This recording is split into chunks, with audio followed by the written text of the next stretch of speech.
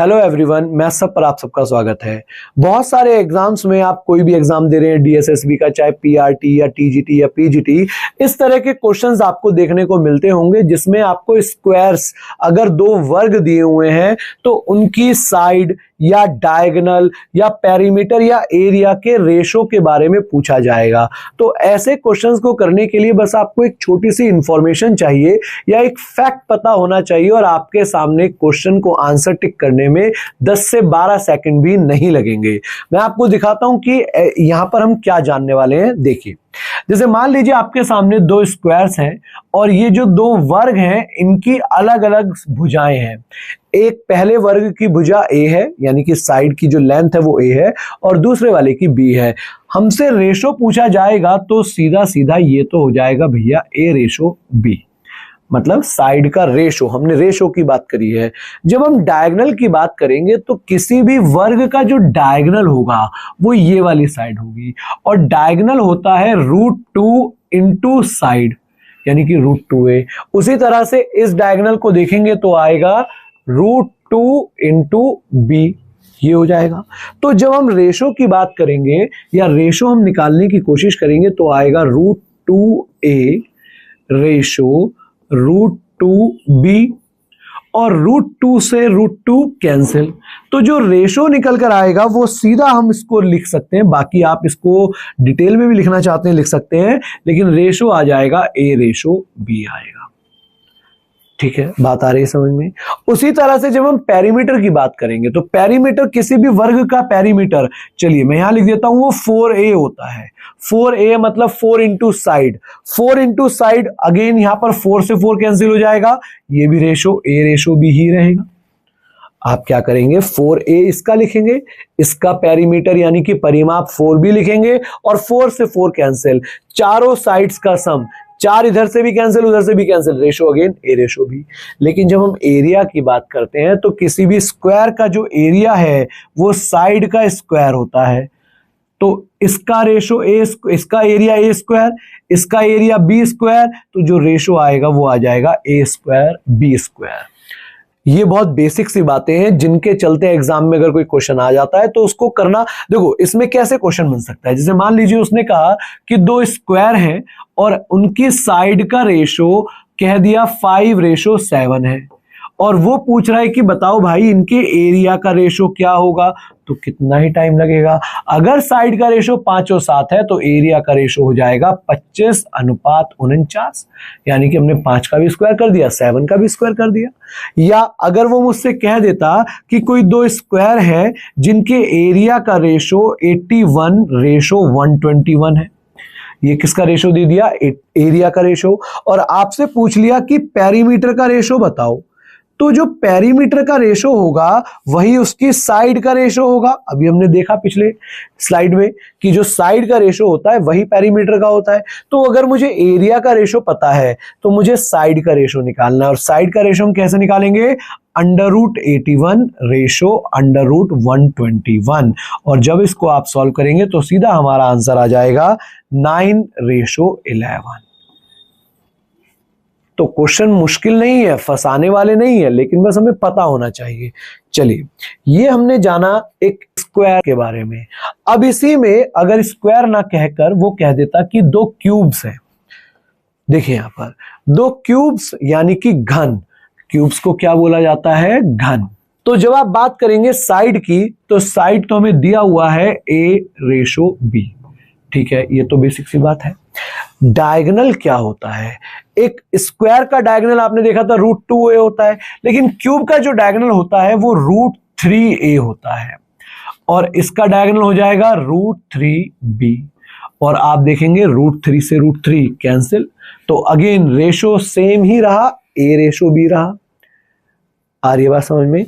अच्छा, जब हम एरिया की बात करेंगे तो यहाँ दो तरह के एरियाज हम किसी भी क्यूब में देखते हैं। एक तो होता है लेटरल सरफेस एरिया, वो हम पढ़ेंगे आगे चलकर, 4a²। एक होता है टोटल सरफेस एरिया, वो होता है 6a²। मतलब या तो आप लेटरल यानी कि सिर्फ दीवारों का क्षेत्रफल देख लो तो 4 गुना a² है। अगर हम टोटल पूरे उस क्यूब का क्षेत्रफल देखेंगे तो वो 6a² है।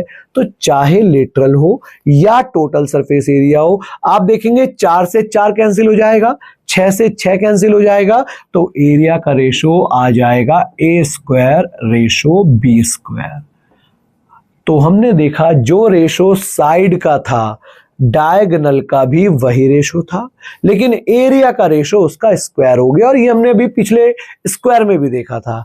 लेकिन जब हम बात करते हैं वॉल्यूम की, तो किसी भी क्यूब का वॉल्यूम होता है a³ और इसका हो जाएगा b³।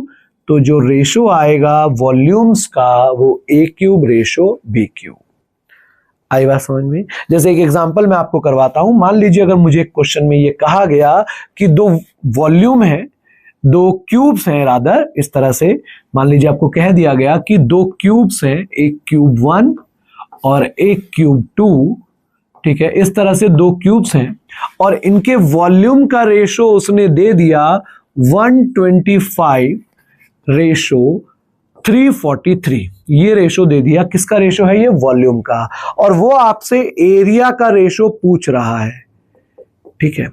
वॉल्यूम का रेशो देने के बाद वो आपसे एरिया का रेशो पूछ रहा है, तो यहां हम क्या करेंगे, पहले साइड का रेशो निकालेंगे, क्योंकि वॉल्यूम से डायरेक्ट एरिया का नहीं निकाल सकते, हमें पहले साइड का रेशो निकालना पड़ेगा।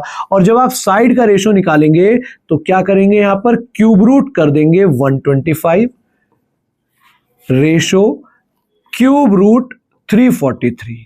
ये बात किसको समझ में नहीं आई कि हमने क्यूब क्यों करा?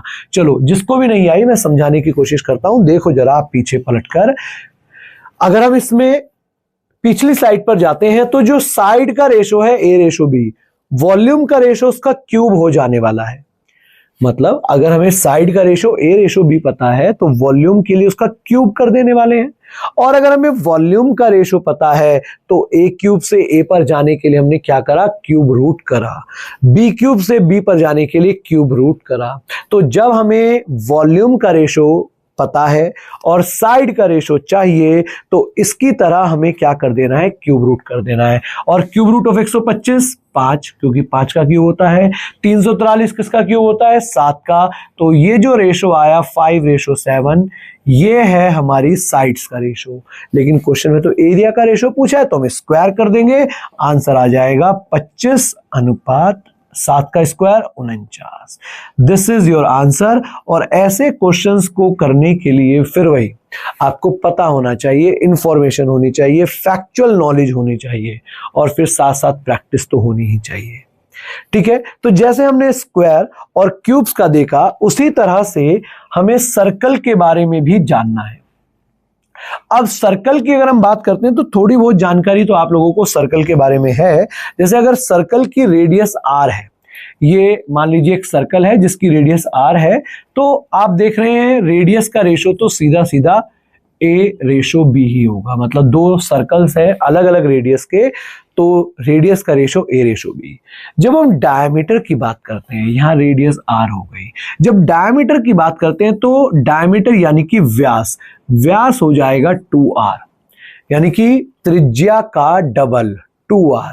तो यहां आप देख रहे हैं 2a/2b होगा और 2 से 2 कैंसिल हो जाएगा। चलो मैं एक बार लिख देता हूं, 2a/2b होगा। आप देख रहे हैं 2 से 2 कैंसिल हो जाएगा, तो जो रेशो आएगा वो क्या आएगा, a/b। तो जो रेशो रेडियस का वही रेशो डायमीटर का a/b ही रहेगा। सरकमफ्रेंस यानी कि परिधि मतलब ये जो हमारी घेरने वाली लंबाई है, इस सर्कल को बनाने वाली लंबाई है, तो इसका फॉर्मूला होता है 2πr। आप देखेंगे यहां पर, चलो एक बार मैं लिख देता हूं, ये बनेगा 2πa/2πb और 2π से 2π कैंसिल।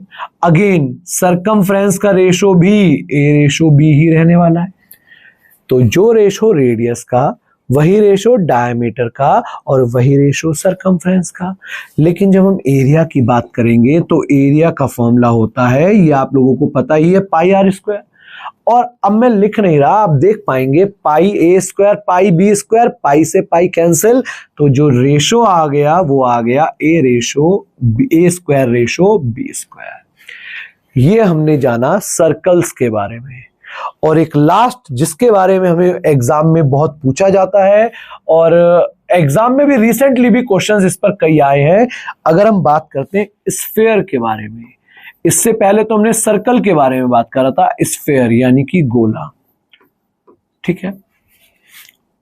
एक बॉल, एक एग्जाम्पल समझ सकते हैं, एक रबर की बॉल या एक तरबूज, बिल्कुल जो राउंड तरबूज होगा उसका एग्जाम्पल हम देख सकते हैं। यहां पर रेडियस r है, कोई बात नहीं, तो रेशो हमारा a/b ही रहा, ठीक है। मैं डायरेक्ट फॉर्मूला लिखवा रहा हूं या डायरेक्ट रेशो लिखवा रहा हूं। डायमीटर यहां सेम ही है, 2r रहने वाला है, तो रेशो अगेन a/b ही रहने वाली है, क्योंकि आप देखेंगे 2 से 2 कट जाएगा। एरिया का फॉर्मूला होता है एक स्फीयर के एरिया का 4r स्क्वायर, 4 पाई r स्क्वायर, 4 पाई r स्क्वायर।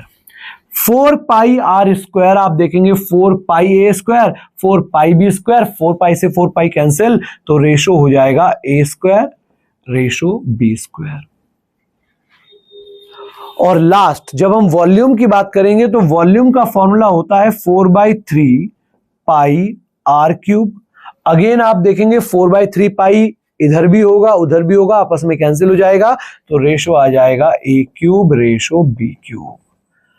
अब आपके सामने ये जितने भी एग्जाम्पल्स हैं, आप एक बात यहां पर नोटिस कर सकते हैं। देखिए, जब हम बात कर रहे थे स्क्वायर की, तो स्क्वायर में देखें जरा, यहां पर साइड का जो रेशो है वही रेशो डायगोनल का है, वही पेरीमीटर का है, क्योंकि साइड, डायगोनल और पेरीमीटर ये तीनों लेंथ्स हैं। लेंथ्स कहने का मतलब ये हुआ कि भाई साइड आप अगर मेजर करोगे तो मीटर में करोगे, डायगोनल भी मीटर में मेजर होगा, पेरीमीटर भी मीटर में मेजर होगा, लेकिन जो एरिया है वो मीटर का स्क्वायर होगा। तो हमने देखा जो साइड का रेशो वही डायगोनल का, वही पेरीमीटर का, एरिया का स्क्वायर हो गया। लेकिन जब हम एक क्यूब की बात कर रहे हैं तो जैसे a/b है, डायगोनल का तो वही रेशो है, एरिया का रेशो स्क्वायर हो गया। लेकिन जब हम वॉल्यूम की बात करते हैं तो वॉल्यूम क्या होता है, उसमें 3 लेंथ्स मल्टीप्लाई होती हैं, length into length into length. जैसे अगर हम बात करते हैं तो LBH फॉर्मूला होता है, length into width into height, मतलब 3 लंबाइयां उसमें मल्टीप्लाई हो रही हैं, इसलिए वहां क्यूब हो जाएगा। और यही बात आपने स्फीयर और सर्कल के बीच में भी देखी, जहां जहां हमारी लेंथ की बात है, वैसे डायमीटर भी एक लेंथ ही है, सरकमफ्रेंस भी एक लेंथ ही है, तो यहां रेशो ए बी रहा, लेकिन एरिया का ratio a square b square हुआ। अगेन यहां पर स्फीयर में देखेंगे तो रेडियस a/b, डायमीटर a/b, लेकिन एरिया हो गया a स्क्वायर b स्क्वायर और वॉल्यूम हो गया a क्यूब b क्यूब। तो ज्यादा कुछ ऐसा नहीं है जो बहुत ज्यादा आपको रॉकेट साइंस लगे, बहुत मुश्किल लगे, लेकिन आपको ये बातें याद रखनी है, ध्यान रखनी है, बार बार इनको प्रैक्टिस में लेकर आना है। तो ऐसे किसी क्वेश्चन को जब आपको एग्जाम में देखने को आएगा तो आपको तुरंत आंसर करना सीखना है। तो चलिए, अगर आपको ये वीडियो पसंद आई है तो इसको लाइक करें, ज्यादा से ज्यादा शेयर करें, और अगर आपने चैनल सब्सक्राइब नहीं किया है तो चैनल को सब्सक्राइब कर लें। इस चैनल पर मैं आपको मैथ्स में जिसने भी किसी भी कंपटीशन एग्जाम में जो भी क्वेश्चन, जो भी कंसेप्ट आता है, वो सब मैं यहाँ पर आपको करवाने वाला हूं। मिलते हैं नेक्स्ट वीडियो में। Thank you everyone.